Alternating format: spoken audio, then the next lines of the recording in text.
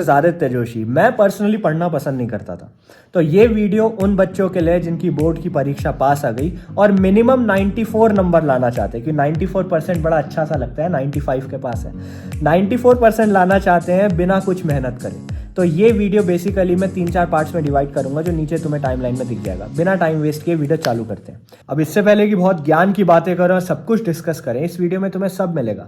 ये बात जान लो, 95% स्कोर करने के लिए तुम्हें 95% ऑफ सिलेबस आना चाहिए। ऐसा नहीं हो सकता कि भैया मैंने ये चैप्टर छोड़ दिया, ये छोड़ दिया, फिर मैं सोच रहा हूँ 95 लूँ। तो कुछ चीज़ें हैं जो तुम्हें करनी ही पड़ेंगी, ठीक है। कुछ चीज़ें जो तुम्हें करनी पड़ेंगी इररिस्पेक्टिव ऑफ तुमने कितना सिलेबस किया है नहीं किया है।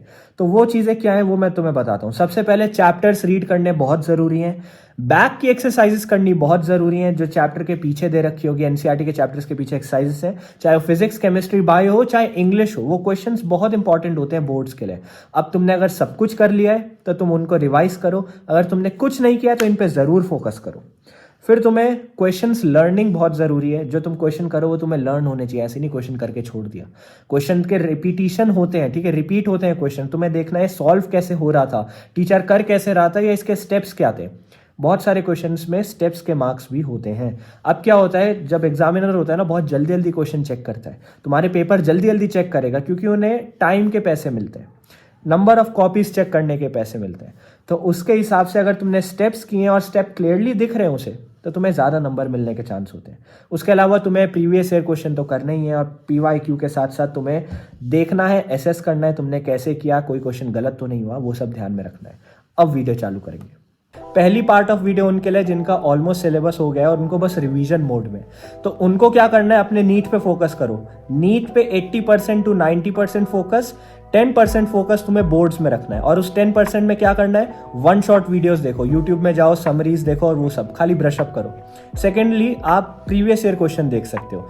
अगर नीट के सीरियस एस्पिरेंट हो तुम, ठीक है, मुझे फर्क नहीं पड़ता तुमने बोर्ड्स के लिए कितनी प्रिपरेशन करी है, अगर नीट के सीरियस एस्पिरेंट हो या जेई के सीरियस एस्पिरेंट हो, तो तुम्हारा फिजिक्स, केमिस्ट्री, बायो या फिजिक्स, केमिस्ट्री, मैथ्स अच्छा जाएगा। उसकी गारंटी मैं लेता हूँ, क्योंकि अगर आपने सीरियसली सब कुछ किया और आपको फॉर्मूले कैसे डिराइव करने आते हैं, तो बस बोर्ड में अच्छे परफॉर्मेंस हो जाएगी। तो प्रीवियस ईयर क्वेश्चन पे फोकस करो।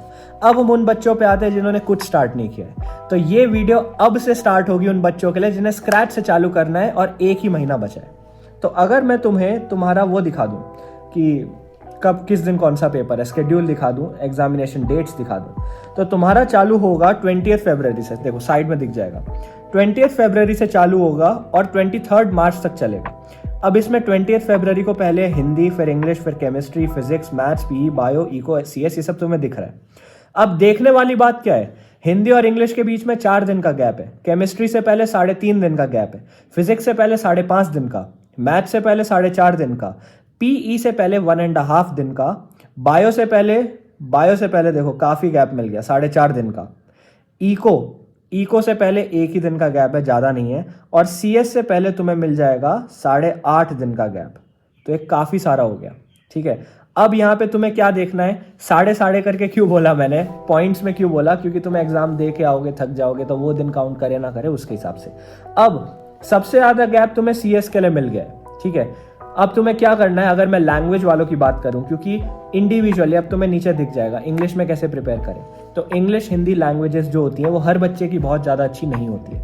तो इसमें तुम्हें वन शॉट वीडियोस देखनी है, ऑनलाइन जाके समरीज देखनी है चैप्टर्स की। अगर तुम्हारे पास टाइम कम है तो समरीज देखो, ठीक है। तुम्हें फॉर्मेट पता होना चाहिए, तुम्हें पता होना चाहिए मार्किंग स्कीम कैसी है।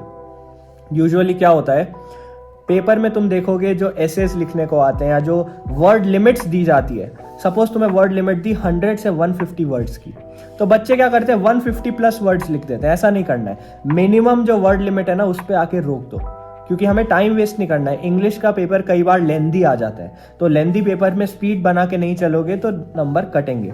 स्पेलिंग मिस्टेक नहीं करनी है, फॉर्मेट ढंग से रखना है। अगर तुम प्रीवियस ईयर के थोड़े बहुत क्वेश्चन पेपर उठा लेते हो, फिजिक्स में ज्यादा उठाने की जरूरत होती है, केमिस्ट्री में होती है, बायो में उठाने की जरूरत होती है, लेकिन इंग्लिश में उतनी नहीं होती, इंग्लिश हिंदी में नहीं होती। तो ऑनलाइन जाके समरीज देखो, चैप्टर के बाद समरी है वो पढ़ लो, इंग्लिश की किताबें पढ़ो, साइड बुक से पढ़ने की इंग्लिश की कोई जरूरत नहीं है। एनिमेटेड वीडियोस भी आती हैं, वो भी आप देख सकते हो। इंग्लिश स्कोरिंग सब्जेक्ट है, जिनके बाकियों में कम आते हैं ना, वो इंग्लिश से अपना पंप अप कर सकते हैं परसेंटेज। तो बहुत एसेंशियल है कि इंग्लिश में तुम 100% दो अपना। अब कितना टाइम चाहिए तुम्हें इंग्लिश प्रिपेयर करने के लिए? तो मैं कहूंगा 1 से 2 हफ्ते काफी है इंग्लिश प्रिपेयर करने के लिए। लास्ट के 4-5 दिन आप इंग्लिश पे फोकस कर सकते हो। अब आते हैं केमिस्ट्री में, क्योंकि अगला पेपर केमिस्ट्री का है।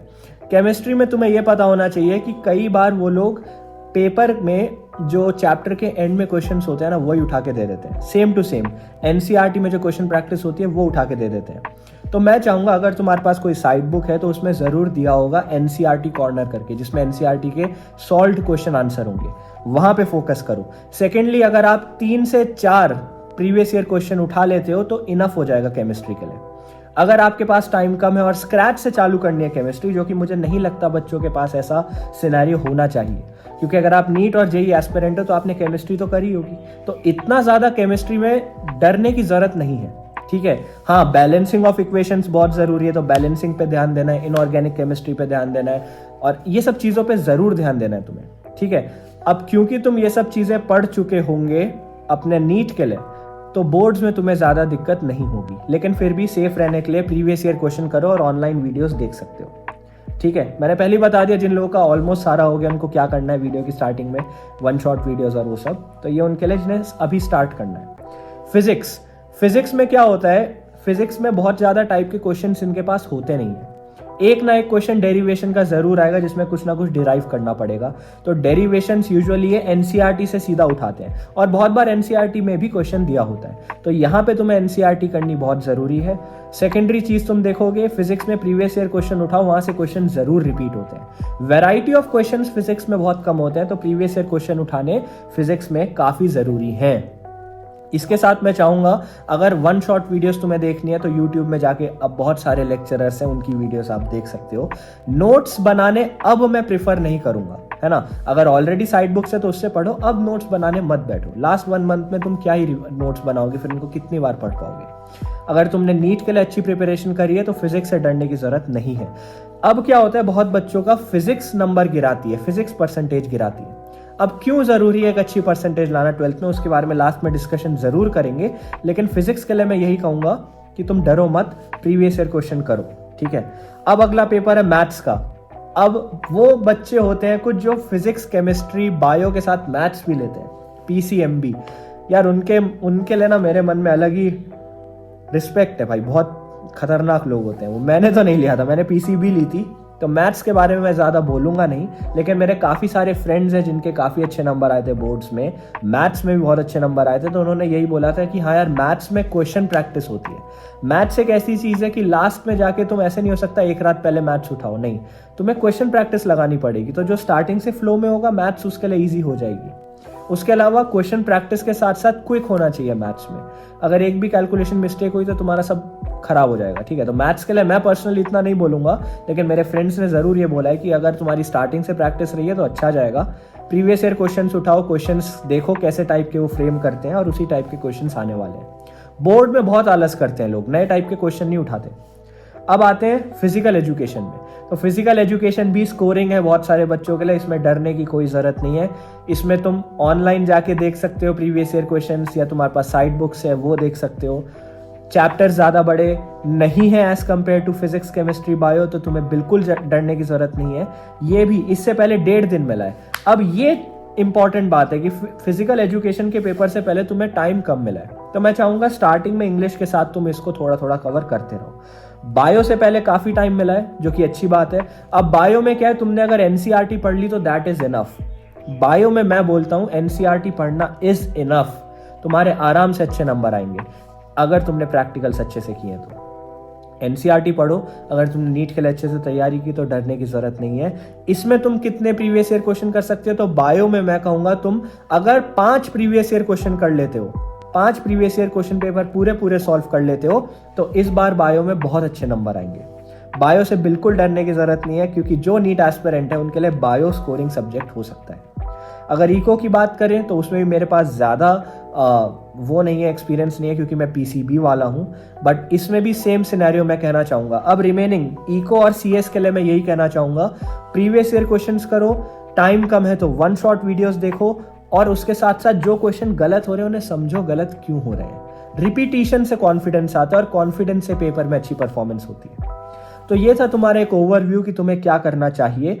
अब तुम्हें टेबल दिख जाएगी पूरा एक रिवीजन के साथ, जो मैंने तुम्हें बोला था, ये पूरा स्टडी प्लान तुम्हारा रहेगा।